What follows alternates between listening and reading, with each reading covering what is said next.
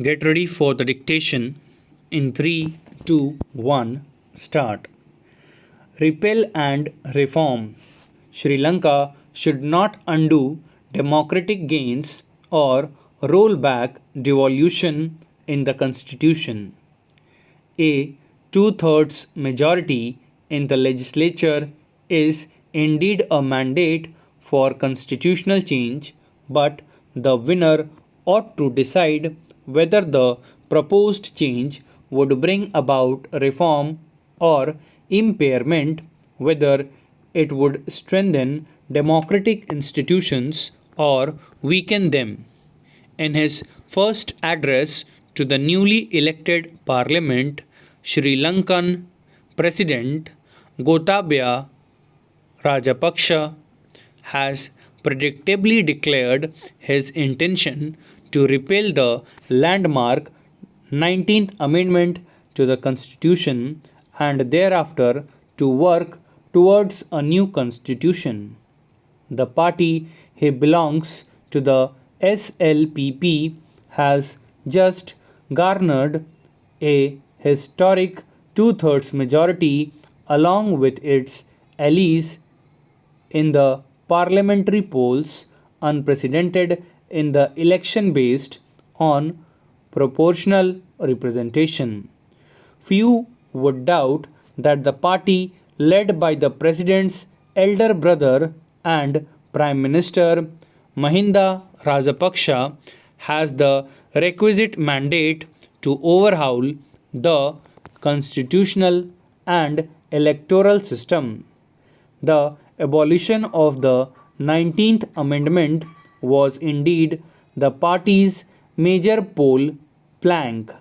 However, does it necessarily mean that the gains of the 19th Amendment should be thrown out lock, stock, and barrel? The legislation that introduced it was also based on a popular mandate for change in the 2015 presidential election and received more than the required two-thirds support in the previous parliament.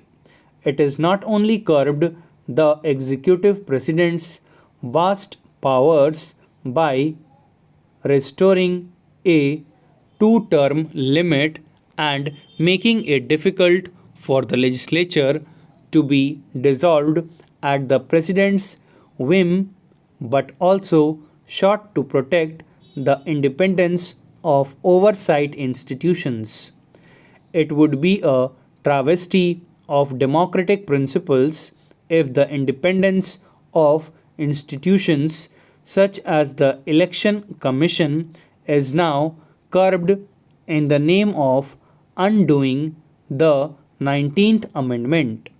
After all, it is now recognized that the largely peaceful and orderly polling was only because of the EC's autonomy, if not for nothing else, but as an acknowledgement of the free election that enabled it to get a massive mandate.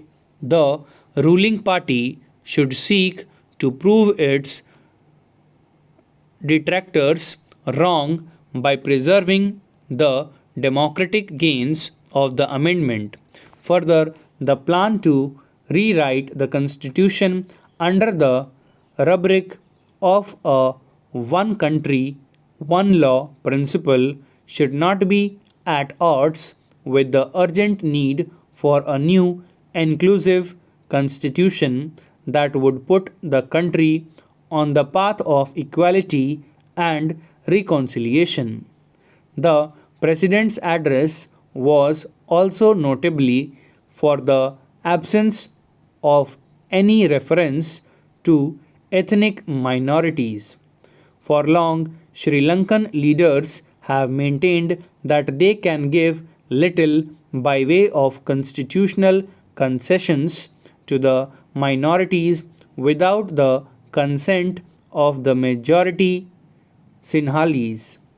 Given the dependence of the Rajapaksa on the majority, it is possible to look at the President's remarks on the proposed constitution in the portentous sense of moving away from the concept of devolution, while the abolition of the executive presidency appears no more realistic. It will be retrograde if the idea of sharing more power with the provinces is abandoned altogether. Stop. Thank you.